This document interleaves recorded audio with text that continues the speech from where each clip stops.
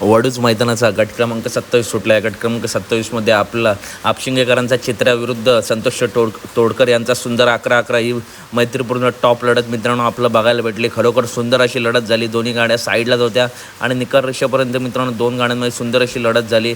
मला वाटतं सुंदरचा पायरा होता तो